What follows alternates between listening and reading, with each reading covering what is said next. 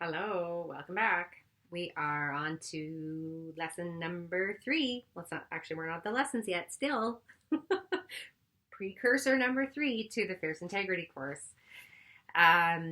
Last time we talked about the present or the past. Today we're going to be talking about the present. So I'm just going to start reading. I told you I'm unfolding with you as we go through this content. I don't even know what I'm going to say. Just speaking to whatever comes forward. So. We live in the present moment. An obvious statement, sure, but have you spent some time fully considering this notion? From my perspective, the present is an exciting place to be. It is where all the magic happens. I recently saw a picture circulating on the internet expressing the importance of the present moment. It was an image of a digital wristwatch, but instead of a time being displayed, the screen simply said now. What time is it? Now. Think about that. Every time you ask that question, the answer is now. The time is now. The moment is now. All we really have is now. So what are you waiting for?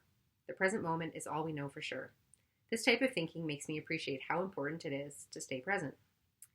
Time is an interesting concept. As humans, we tend to flit away the present moment by bending time. Oh yes, we are all masterful time-bending beings. How do we bend time? By dragging the past into the present and wishing away the present moment. Away by sending our consciousness on into the future. Thinking now about your own thought patterns, is it possible for you to identify which one of these dimensions you spend the most time thinking about? Do you find that you spend more time holding on to the past or more time projecting into the future? Remember, we aren't looking to judge ourselves for this type of thinking. We are simply hoping to bring some awareness to our thoughts. By the way, I do a lot of both. There's some expression that those who ruminate too much on the past have depression, and those who worry too much about the future have, an expression of anxiety. And I have both in my mental health history. I'm getting better and better and better at not being in either, and at truly being mindful and truly here. And the language I would even use now is witness consciousness. So I think meditation is actually a practice in like being the witness, the watcher. I think that's what meditation is. A practice in. And what I've noticed in the last couple of years for me more and more and more is I spend more and more and more of my time as the watcher. So I'm observing Marin. I'm observing what she's doing. I'm observing, especially when the shit hits the fan, and if I can be the watcher when the shit hits the fan, that's amazing. And I've had a couple of experiences where I've shared on here, my son was having a major trauma and I managed to stay in the watcher consciousness. My partner and I had a kind of a conflict situation which caused me to be dysregulated, and I managed to stay in the witness consciousness. So I'm having more success with that because of practicing it. When we hold on to the past, it is usually for one of two reasons. The first of these is that you are remembering the past in order to relive happy memories of times gone by. This could be done by looking at old photographs, telling stories, or simply watching the memories on the screen of your mind's eye. This type of behavior is healthy and can bring about a lot of joy. These are the memories that are already light-filled in your closet of the past. Know then that you don't necessarily need to change this type of behavior. Simply bring your awareness to it. Merely being conscious of the fact that thinking about your past is bringing you out of the present moment is a huge step. In other words, if this behavior is serving you, don't change it. Just be aware of it so that you can make the decision to do so on a more conscious level.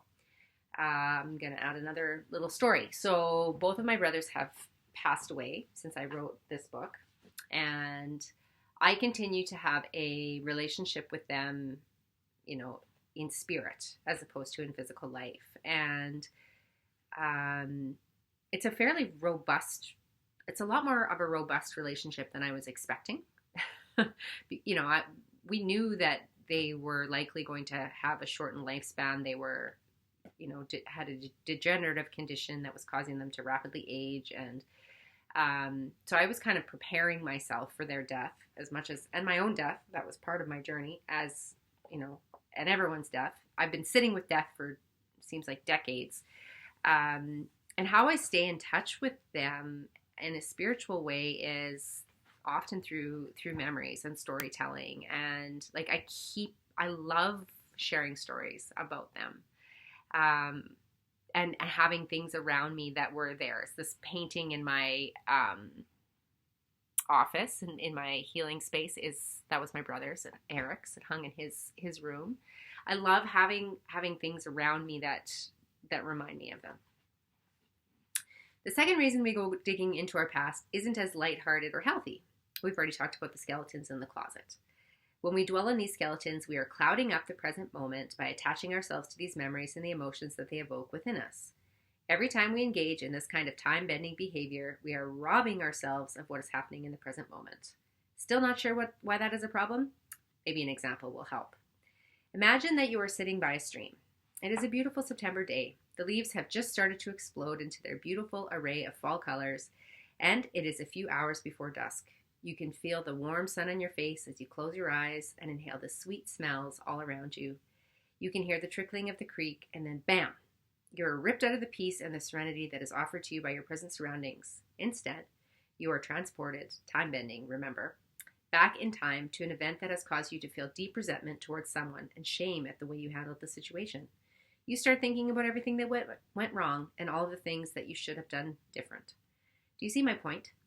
We so often fail to recognize the beauty that lies in the present moment because we are living in the past. The example that I gave is perhaps a bit extreme in that it was such an idyllic setting, but I would argue that you can find true beauty in each moment. Our senses are masterful at delivering external stimuli, sights, sounds, smells, sensations, tastes. It is up to us to be present and receive the gifts that are incoming all day long. Similarly, when you project your thoughts into the future, you are again missing out on what is happening in the now. One reason that some people engage in this kind of thinking is because they believe themselves to be unhappy. This kind of thinking often sounds like, won't it be better when? Or I would be so much happier if. The sad thing is that this type of thinking tends to be a pattern. In other words, it repeats itself. How often have you longed for something? A party, a holiday, the end of university, a new job, retirement. And when it arrives, you are disappointed. Perhaps it wasn't exactly the experience that you'd hoped for. Perhaps it didn't go exactly as you'd planned. If that is the case, if you are left with feelings of disappointment and unhappiness, then you are left with feelings of disappointment and unhappiness with no way of reconciling them. Feeling disappointed and unhappy is not a comfortable state of existence. Thus, people again shift their focus into the future, hoping that what they're looking forward to next will finally make them happy. I used to be like this too.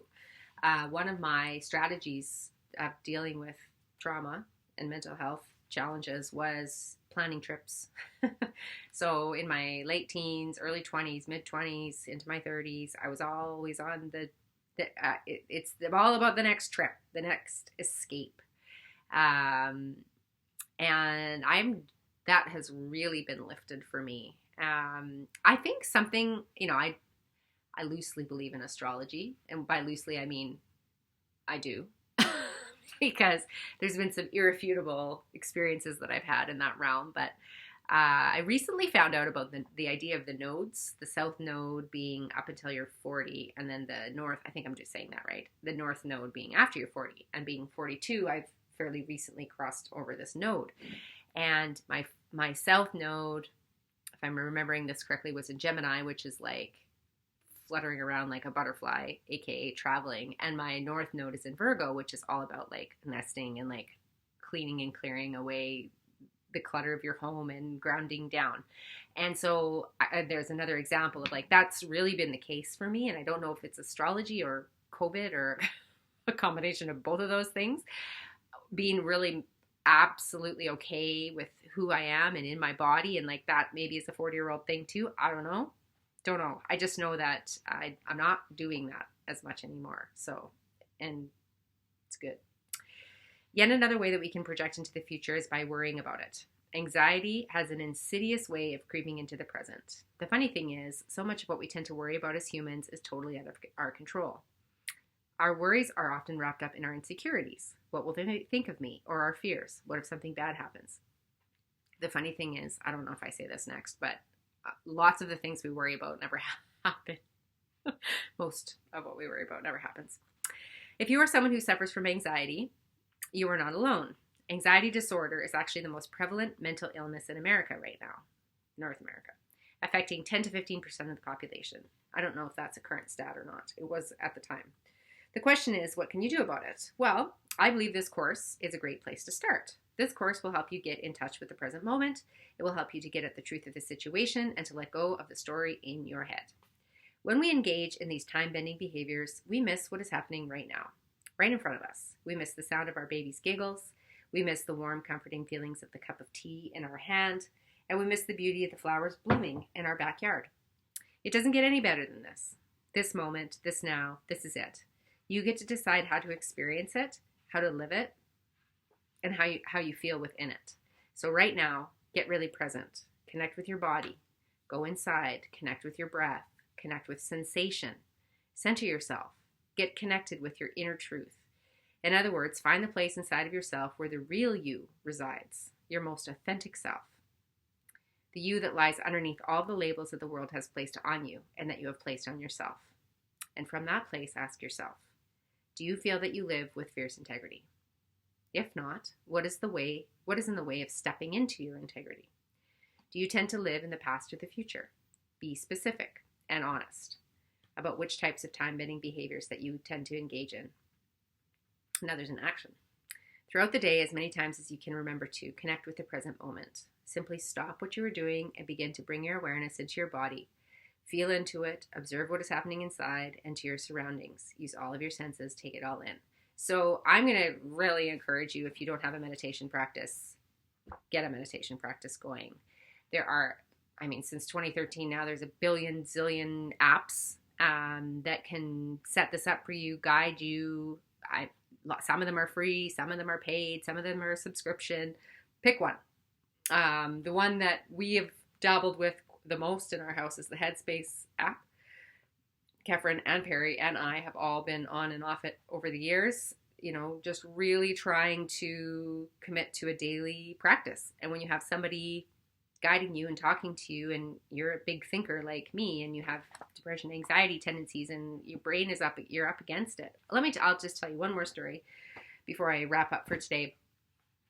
A couple of years ago, year and a half ago, I got a call from a client who wanted me to, a client in my consulting job, so related to the vision processing brain stuff that I do, visual perception work.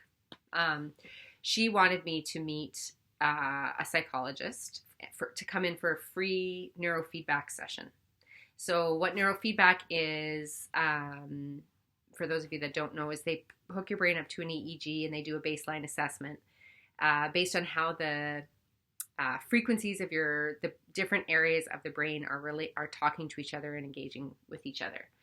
And so I go for my free assessment, and then the psychologist comes in and he debriefs with you about what your brain tells him based on these levels of frequency and how the brain centers are interacting. And he said, do you have a meditation practice? And I've been meditating since 1999. Okay, so yes, I have a meditation practice. And he's like, wow, that must be really hard for you. Oh man, I was like, yep, pretty much nailed it. And then he proceeded to go on, and I feel like I could cry telling you this story, because it was like he read my mail, man. Like, this guy, he told me everything about me, and he never met me. He literally never met me. He walked into the room, looked at my chart, my brain scan, and went dun dun dun dun dun dun. So at some point, I will be, when the finances align and the cosmology aligns, I will be probably trying out neurofeedback to see if I can get some support. And so I'm working it on my own daily, making small changes with my own practices, and they're working, and I know they're working. Yes. I think neurofeedback is a tool that can help to expedite that process potentially. So all of that big story to say, some of us have brains that are more naturally busy, loud, active, excited. He told me, quote, this is the anxiety level that you would see in somebody whose brain has OCD. Like, that's what we're talking about. I was like, oh no. Oh, why does that have to be true? I think it's much better. I honestly do. Look at me. I'm so emotional. I get really emotional. Because I have compassion. I have so much compassion for the me whose brain is trying to do that, right? And who's trying to unwind all of that. So anyway, That's my entry for today. I believe next time we're going to actually start the course, moving into lesson 1. So right on. Thanks for joining me today.